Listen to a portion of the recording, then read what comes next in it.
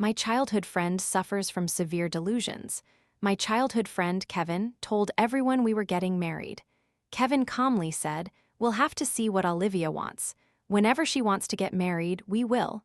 I froze. Did I miss something? The story begins during the Labor Day holiday. I returned to my hometown, and my high school classmates organized a reunion. During the lively party, someone playfully teased me and Kevin, an admired childhood sweethearts couple, asking when we would get married. When Kevin smiled and uttered those fabricated words, I was utterly shocked. Hadn't I pursued him for 3 years, only for him to vehemently refuse? After that, he even moved on to someone else, casually calling me cheap. Bewildered, I raised my hand. I'm married. I already got married. The atmosphere froze instantly. The cup in Kevin's hand clattered to the floor. What did you say? I pulled out my phone and showed him a photo of my marriage certificate. In the picture, I was smiling brightly, showing off my pearly white teeth. "Look, this is my marriage certificate." Kevin snatched the phone, staring intensely at the picture, his eyes instantly bloodshot. Startled, I quickly grabbed it back. "Don't you dare drop my phone. My husband just bought it for me." "You got married? Why didn't you tell me?" I was even more confused. After he fell in love with someone else, hadn't he told me to give up hope? He openly and subtly belittled and hated me. Now, what kind of game was this? "Olivia, Kevin has always been waiting for you. He said he'd wait until you finished your master's degree to marry you. Weren't you studying elsewhere? How could you be married?" I was dumbfounded. Did getting a master's degree prevent marriage? I felt like I had traveled to a different universe. What the hell was happening? Didn't I chase Kevin for 3 years? Didn't he explicitly say he didn't like me? Didn't he call me pathetic? Didn't he tell me to get lost and stop bothering him? Kevin and I grew up together. We were in the same class from kindergarten, elementary school, middle school, high school, and even college. From childhood to adulthood, we were inseparable. His mother even used to playfully call me her daughter-in-law, and he never objected, always treating me very well. So I thought he liked me too. In college, I thought the time was right and pursued him for 3 years. I dreamed that we could soar together. For those 3 years, I was completely devoted, serving him tea and water, treating him like a god, caring for him like he was precious. He enjoyed my adoration but never accepted my feelings. The turning point came when Queenie, the department's beauty queen, appeared. She transferred majors in her 3rd year, beautiful and brilliant. From then on, Kevin began to openly avoid me. Later, I heard he and Queenie were frequently dating. But back then, everyone still assumed we were a couple. I couldn't bear it anymore. I wanted a clear answer from him. He said, "You're just my neighborhood little sister. We can't go any further than that. I'm good to you because I care for you, not because of love. Do you understand?" I understood, but I didn't understand. If he didn't like me, why was he so ambiguous? Why did he give me the illusion that we could be a couple? And why did he so casually enjoy my attention, then laugh happily when friends teased us? I was devastated for a while, but love might be lost, a career could not be. I threw myself into my studies, preparing for graduate school. In the first semester of my senior year, Kevin and Queenie officially went public with their relationship. On this occasion, he also announced to everyone that I was merely his neighbor and that everyone had misunderstood before. Then, right in front of so many people, Queenie glared at me and said, "Olivia, you're really pathetic, extremely cheap." Before, when Kevin didn't have a girlfriend, you could cling to him however you wanted. But now that we're together, I hope you'll be sensible and stay away from us. I hate people who cling to my boyfriend and play ambiguous games. She didn't spare me any face. But then I thought, she was right. If my boyfriend were ambiguous with another girl, I'd probably go crazy too. So, from that day on, I resolved to change myself. Constantly, I reminded myself to uproot Kevin's image from my heart, even though it was painful. Kevin's mother noticed I was keeping my distance from him and came over to ask. She asked if that boy had angered me. I shook my head. "No," she pressed on. "Then why haven't you visited my house lately?" I frowned. "He has a girlfriend now, Auntie. We should keep our distance." But she just chuckled. "Just because he has a girlfriend now doesn't mean she'll be around forever. I still like you best as my daughter-in-law. That boy still hasn't woken up. He thinks good girls are easy to find. I've seen that girl. She's not a gentle person at all. She'll be difficult to handle, I'm sure. Listen to me, dear. Just stay by his side, take care of him, spoil him a little, and he'll come back to you." I was stunned. After seeing his mother off, I immediately discussed with my parents the possibility of pursuing graduate studies in another city. My parents, knowing he had a girlfriend and still reeling from his mother's words, also felt it best for me to leave for a while. They quickly agreed. I got accepted into graduate school in another province and left. Kevin, after graduation, chose to stay in our hometown with a stable job. Occasionally, he would contact me, but I no longer cared, only replying with a few polite sentences on WeChat. I thought I would never be involved with him again in this lifetime. Yet, at the class reunion, this whole mess was dragged out so publicly. I truly didn't understand why friends were asking questions like, "When are you two getting married?" "I'm asking you, why didn't you tell me you got married?" I flinched, looking at Kevin in front of me, seething with unjustified anger. I coldly replied, "You're just my neighbor. Why should I have to inform you?" The very words he had once said to me, I could finally throw back at him. Kevin furiously smashed his glass and stormed off. The atmosphere in the room became stifling. The class reunion finally dissolved awkwardly. That evening, when I got home, I found myself added to a group chat. There were 5 people in the group, all high school friends. Hannah * Olivia, what's going on with you and Kevin? He always said he'd wait for you to finish your studies to marry you. Why is it like this now? Chloe * exactly, you two were so close in high school and you even went to the same college. What happened? Rachel * yeah, my mom even said she admired you too and that you'd get married. Kevin's mom told my mom that. Chloe * that's right, you treated him so well in high school, we all thought you two would end up together. After graduation, he even asked me to help him choose a wedding venue. Reading the messages, I slowly realized something. During college, Kevin had never told them what truly happened. He had even fabricated a false story for his friends, claiming that we were destined childhood sweethearts, a match made in heaven who would eventually marry. His friends had no idea he'd ever had a girlfriend or that he had even humiliated me, but I genuinely couldn't understand why he would do all this. I decided to text his former roommate to ask what exactly happened between him and Queenie.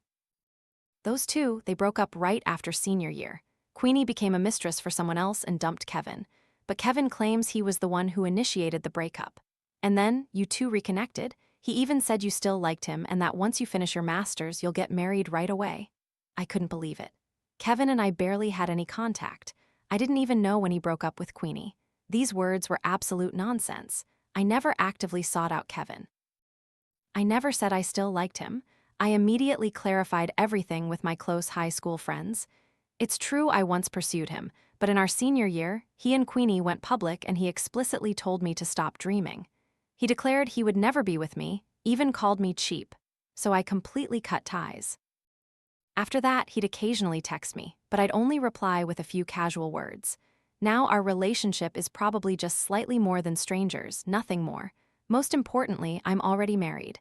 If my husband found out about this, he'd surely lose his mind. In the end, the group came to a conclusion. Could Kevin be delusional? Because it's clear he made up an entirely fictitious story. I told my parents about this, and both were deeply shocked. However, they also said that throughout the time I was away, Kevin hadn't shown any abnormal behavior. His mother only occasionally stopped by to ask when I would return home. I decided that after this holiday, I would take my parents back to the city where I lived to distance myself from their family as soon as possible. Because I had a feeling Kevin wasn't normal. He might be the kind of person with an obsessive mindset often seen in novels. If I stayed in the city, I feared something bad might happen. "But you're married, why didn't you tell us?" My mother was quite shocked to learn I was married. My boyfriend had a family emergency back then, so we went and registered first. My household registration was still with Grandpa, so I borrowed his household book and went to register. As for my husband, he's still sorting out some work at home. Once everything is settled, we'll come back to meet you both properly. My parents could only sigh after hearing this. Initially, they had even thought I liked Kevin so much that maybe we would end up together, but they never expected things to turn out like this. Fate truly plays tricks on people, my father lamented. I shook my head. Meeting my husband is the greatest fortune of my life. When I was so heartbroken that I had to leave my hometown, he was always by my side, comforting me, helping me overcome the pain. Back then, I used to say, "I don't think I can ever love anyone again." My husband just smiled. Heartbreak is just a temporary period until someone better comes along. Once you meet the right person, heartbreak will mean nothing. So, do you want to try dating me? I guarantee I'm much better than that rotten childhood friend. He made me laugh, and with him by my side, I truly quickly escaped the shadow of heartbreak. We fell in love. Being with my husband, I felt incredibly comfortable. I didn't need to appease him or make unconditional sacrifices. He even doted on me endlessly, a world of difference from how Kevin treated me years ago. At 8:00 p.m., my mother knocked on my door. "Kevin is waiting for you downstairs." I went down, wanting to see what he was up to. My parents, fearing something bad might happen, warned me to scream if anything felt off. Kevin and I sat in the living room in silence for 5 minutes. Finally, he spoke. "You like me, so why did you marry someone else? I waited for you to graduate. I thought once you finished studying, we'd get married." I looked up at him, truly at a loss for how to handle this situation. "Didn't you say you didn't like me? Didn't you explicitly say I was just your neighbor, that you were good to me only out of care, not love? Didn't you say you would never love me?" I only said that because I was angry at the time. I found it incomprehensible. "Did you forget you had a girlfriend back then? Moreover, no one forced you to say anything. How can you claim it was just angry words? And back then, you and she publicly humiliated me in front of so many people. You didn't even stand up for me, you just went along with her to shame me." Kevin was silent for a moment, then said, "I thought I liked her, but later I realized she was getting more and more outrageous. She was with me but secretly seeing other men, even becoming a mistress. Only then did I realize I didn't like her. I was only enchanted by her looks. The person I've truly liked all along has always been you." Hearing that, I felt sick to my stomach. "No, you really did like her. It's just that now she dumped you, you're humiliated, and you want to find me to fill the void and salvage some pride. And don't you dare tell me you think I still like you. I stopped liking you a long, long time ago." He didn't refute that, but simply changed the subject. "You got married just to spite me, didn't you?" I was aghast. "Kevin, are you truly this narcissistic? If so, then divorce him. If your husband doesn't agree, I'll hire a lawyer to help you sue. I don't want you to ruin your lifelong happiness just to get back at me." I truly couldn't talk to this person anymore. Our mindsets were fundamentally from different worlds. I even regretted how pathetic I had been, chasing him for 3 years. How lowly must I have seemed for him to now think I married just to provoke him? I looked at him and slowly said, "You've misunderstood. My husband and I are very happy. In fact, he wanted to come back with me this time, but he's too busy with work, so I came first. We love each other very much, and he truly treats me very well. What you're imagining simply doesn't exist. I didn't marry him to spite you. I married him because he gives me a sense of security, and most importantly, I love him." Kevin still didn't believe me. "You liked me for so many years. You're a very loyal person.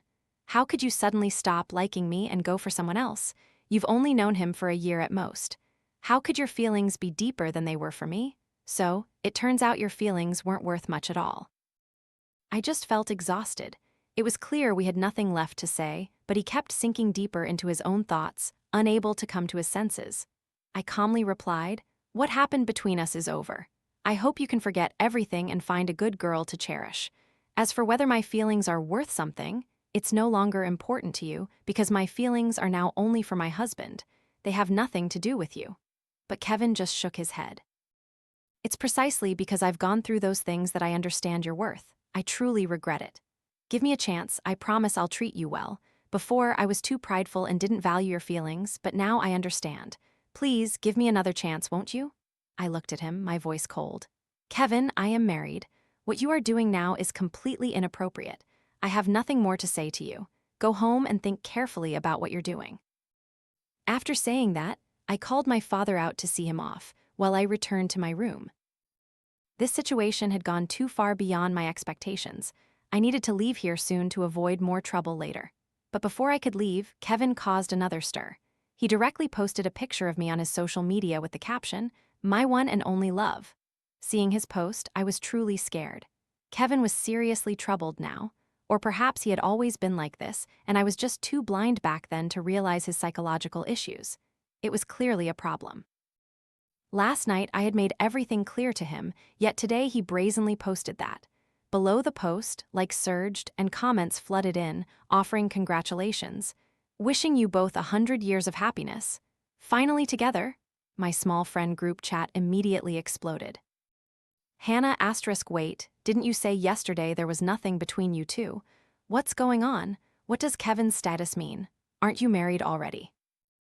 Chloe, asterisk, why is he doing this? I held my head, helplessly explaining. He says I got married just to spite him. He thinks I'm madly in love with him. No matter what I say, he refuses to understand. Rachel, asterisk, no way. The whole group couldn't believe it. Hannah, asterisk, if your husband hears about this, he'll definitely be furious. What game is Kevin playing? Chloe, asterisk, so what are you going to do now? Are you going to respond? I typed, yes, I'll post something on my profile too. I took a picture of my marriage certificate, covered up my personal information, and posted it on my profile with the caption, I am married. My relationship with my husband is very good. To my surprise, less than 2 minutes later, Kevin jumped into the comments. Still mad at me? You don't love him, divorce him, I can accept you. I pulled at my hair, almost screaming. What was wrong with Kevin? Because of that one comment, everything started spiraling, leading everyone to believe that I really did marry my husband just to spite Kevin. No matter how hard I tried to explain, no one believed me.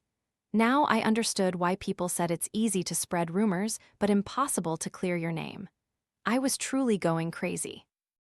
Just then there was a knock at my door. I thought my dad was bringing me fruit. Lazily, I went to open it.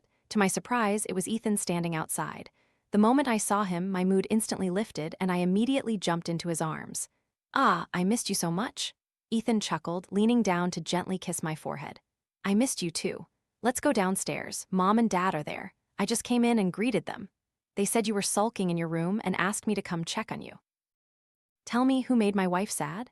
I pouted and recounted the entire story, feeling wronged.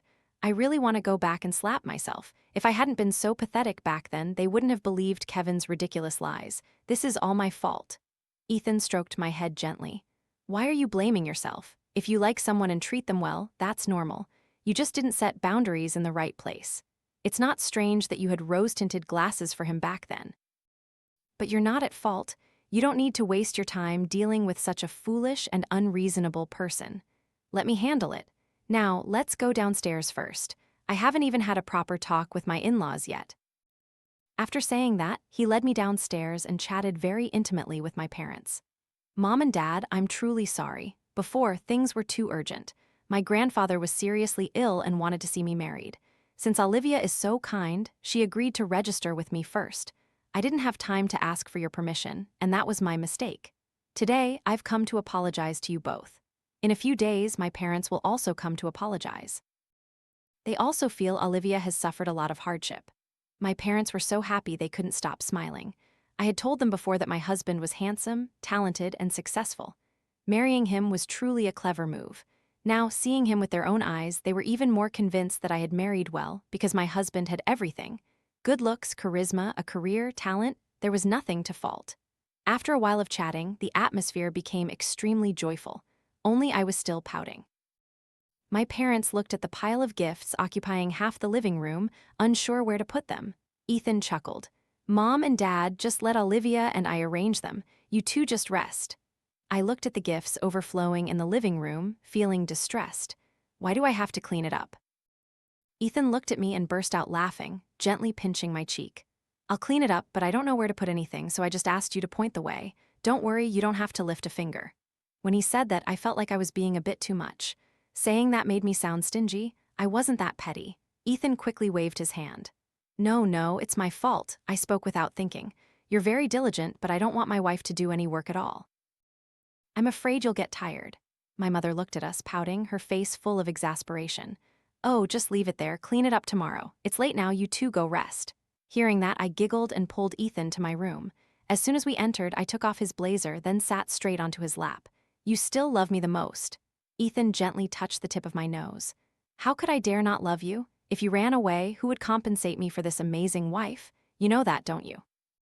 I took out my phone, snapped a selfie with Ethan, and conveniently took a picture of the pile of gifts filling half the living room. Then I posted it on my social media.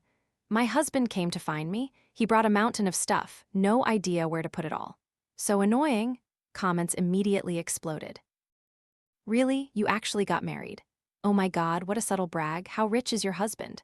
Wow, does anyone sell a package deal for a rich, generous husband like this? Wait, your husband is so handsome. I feel so bad for Kevin, he's miles behind, haha. Huh, this contradicts everything Kevin said. Didn't he say you two were about to get married? But here you're married to someone else. My brain is about to melt. Are you two playing a love triangle game? Is this a I love her but she loves someone else scenario? Ethan stared at the comments on my phone, raising an eyebrow. Sitting beside him, I gloated, adding fuel to the fire. I truly regret ever liking such a person. I was so blind. Ethan stroked my head and hugged me close. Let me handle it. Tomorrow I'll make an official announcement, ensuring the whole world knows I am your legal husband. I chuckled, nodding. If I entrusted this to Ethan, he would surely get it done. Early the next morning, my parents called me awake. Kevin's mom is here. I was dead tired, not having had enough sleep. After Ethan coaxed me for a while, I reluctantly got up, suppressing my annoyance, and went downstairs. The moment she saw Ethan and me coming down together, her expression changed instantly. Before I could even open my mouth, she blurted out, "A good girl should be mindful of her reputation. Look at you now, what kind of behavior is this? Coming out of a room with a man first thing in the morning? Auntie, this is my legal husband. Is there something wrong with me sleeping with my husband?" She sneered. I know, dear. You just found someone to fool Kevin, pretending to be married. I've played those games for ages. Don't try those, push him away to pull him closer, tricks on me again. Kevin has already told me he can marry you. I advise you not to be stubborn. I know Kevin made mistakes before, but I've already told you, you just need to appease him a little and it'll be fine. Why make such a fuss? Can you really bear to see Kevin so heartbroken? Yesterday, he came home and didn't even want to eat. I stared, unable to believe my ears. Only now did I understand. Kevin's delusions were hereditary. Ethan gently patted my hand and calmly spoke. Hello, Auntie. I am Ethan, Olivia's legal husband. I don't know what's going on with your son, but I hope that from now on, he stays away from us and stops bothering our lives. Kevin's mother let out a cold laugh. Young people truly haven't experienced enough of life, have they? You haven't been slapped by society yet, have you? My son has been outstanding since childhood, far surpassing you, but Olivia has liked my son since she was little. Even if she's married to you now, it's just a temporary lapse in judgment. She liked my son for so many years, how could she just give up on him? You've definitely been tricked by her. Listen to an elder. I advise you to divorce her. That way, at least you'll save some face. I was so furious I almost laughed. Who was she to come here and say such things? Before I could retort, my mother stepped forward. Get out of my house. From now on, our family does not welcome you. Before, I respected our 20-plus years as neighbors and didn't want to sever ties, but now you dare to come to my house and lecture my daughter and son-in-law? Who do you think you are? Get out now. Never set foot in my house again. With that, my mother dragged her to the door, pushed her straight out, and slammed it shut. From now on, our relationship is severed. Slam, I gaped, then clapped my hands repeatedly. Mom, you're amazing. My mother glared at me. I've long known she had a terrible character. She never lost her temper with me before, so I let it go, thinking neighbors should help each other a little. But today, she comes to my house to lecture my daughter and even tells her to get a divorce. Is there something wrong with her brain? Does she think the whole world revolves around her family? Go to bed quickly. I really regret waking you two up. I yawned lazily, leaning against Ethan. Carry me up, I'm too lazy to walk. My mother scoffed. Lazy bones. Ethan chuckled, picked me up. Just as he was about to go back to our room, there was another knock at the door. My mother glanced at the monitor. It's Kevin again. I was wide awake instantly. No way, aren't they going to stop? I sprang out of Ethan's arms and quickly walked to the door, my voice several degrees colder. Kevin, if you keep harassing us, I'll call the police. Don't bother me anymore. I've made it very clear, don't come back. Olivia, please let me explain. I truly like you. I only just realized it. Even when I was with others, I always compared them to you. I broke up with them because I saw they weren't as good as you. I know I realized it too late, but now I'm very sure I love you. Ethan looked at the monitor, seeing Kevin frantically pressing the doorbell, and frowned slightly. Is he stuck like chewing gum? Seeing Kevin continuously pressing the doorbell, I truly couldn't stand it anymore. I decisively pulled out the doorbell wire and turned off the outdoor camera system. Finally, the world was quiet. But not long after, Kevin started pounding on the door, the thuds growing louder and louder. Ethan couldn't tolerate it either. He pulled out his phone and called the police. Less than 10 minutes later, the police arrived and took Kevin away. This incident made it impossible for me to sleep, but thinking back, I still felt lucky. I truly thanked Queenie from back then. If it weren't for her, if I had dated Kevin, he and his mother would have driven me completely insane. Ethan picked up his phone and made a call. Post it now. In less than 5 minutes, our wedding photo was trending. The crown prince of the cake empire officially announces marriage. In the photo, personal information was blurred, leaving only our faces smiling brightly like flowers on the marriage certificate. Below the picture was a caption: "My wife and I registered our marriage today and are officially going public. Anyone intending to target my wife, please stay away. If anyone continues to harass her, prepare to receive a lawsuit from my attorney." I hadn't even had a chance to see how chaotic social media had become, but my phone was exploding with messages. My entire social media page was overwhelmed, WeChat messages flooding in so much that my phone froze. I knew everyone was in deep shock over Ethan's identity. Everyone must be curious how I managed to climb to someone like him, but in reality, I simply went to his family's pastry shop to eat cake and coincidentally met him. Ethan said he fell in love with me at first sight. That day, he was checking on the pastry shop branches and coincidentally saw a girl miserably eating cake. So he was curious to know what had happened to me. At that time, I was too fragile. The moment he asked, I told him my entire story. After that, we exchanged contacts and gradually became friends. With his encouragement, I slowly stepped out of the shadow of heartbreak, and then we became lovers. In short, this was a smooth relationship from the start, not romantic in the slightest. After Ethan's identity was revealed, our front door was almost trampled by a flood of materialistic relatives. To avoid them, Ethan decided to take my entire family to stay at a hotel. I was both amused and exasperated. I'd never imagined coming back to my hometown would mean staying in a hotel like this. We stayed at the hotel until the end of the holiday. After that, Ethan and I took my parents away from our hometown. Since my parents had already retired, it was a good opportunity for them to travel. Later, neighbors reported that Kevin continued to knock on my house door. It seemed that after realizing I wouldn't return, he went to my university, asking everyone if they knew me, calling himself my ex-boyfriend, and claiming I was his fiancée. Since the news of my marriage became public at the university, I had received a lot of unwanted attention. Now, with this added, I was scrutinized almost everywhere. With no other option, I called the police to have them take Kevin away. Ethan felt that Kevin was like a ticking time bomb, mentally unstable and truly troublesome. So, he hired someone to investigate Kevin and his mother. The result was that Kevin's mother had been treated in a psychiatric hospital for many years. In other words, she was a mental patient. Therefore, some of her behaviors could be understood. We began to suspect that Kevin might also have psychological issues. It was just that he normally seemed fine, but when faced with a major shock, his emotions became uncontrollable. Ethan found Queenie's contact information from back then. When she found out it was me calling, she was quite surprised. She then recounted her entire relationship with Kevin. They met and started dating, but after they got together, Kevin constantly compared her to me, saying she couldn't cook as well as me or take care of him as well as me. She was furious. She thought, "I'm not his servant. Why am I being compared to you, someone who pursued him hopelessly for 3 years, even when we're dating? Not only that, but I also have to serve both the emperor and the empress dowager." It was truly ridiculous. So she wanted to break up, but Kevin refused. He said that she was the one who stole the person who was supposed to be his girlfriend, Miso. She had to take responsibility and wasn't allowed to leave. Gradually, he started exhibiting violent behavior. Finally, she couldn't bear it anymore and fabricated a story that she had fallen in love with someone else, then decisively broke up. But Kevin wouldn't let go. He went to her house, harassing her and her family every day. Unable to stand it, her entire family had to move. After the unilateral breakup, she immediately left her hometown, fearing Kevin would find her again. Later, she heard that Kevin had fabricated stories about her, saying she became a mistress, but she didn't bother to clear her name because she didn't want anything to do with him anymore. Finally, she concluded, "This is your karma. If I hadn't been the third wheel, I wouldn't have had to endure such a sick person. If I had known, I wouldn't have gotten involved with you too, even if it killed me. Initially, your master-slave relationship seemed quite fitting anyway." I was speechless. Her mouth was as venomous as ever.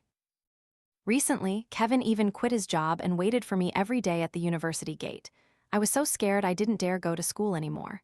After confirming that Kevin's mental state was truly problematic, Ethan contacted his estranged father, who had left home over 10 years ago. Then, he had Kevin admitted to a psychiatric hospital. "I'm just helping him get treatment. I'm paying for it, so he should be grateful to me." Kevin's father was indeed very grateful to Ethan. Later, I heard that Kevin would mumble my name every day, saying it was his fault back then, that he truly wronged me, and he hoped I would forgive him. But how much of it was false and how much was sincere? I didn't care anymore because I had once loved him wholeheartedly, had once been so heartbroken that I had to destroy that relationship. After all, I just felt lucky. Lucky that I hadn't stayed with Kevin. Lucky that I had met Ethan. It was as if heaven had shown mercy and arranged everything beforehand.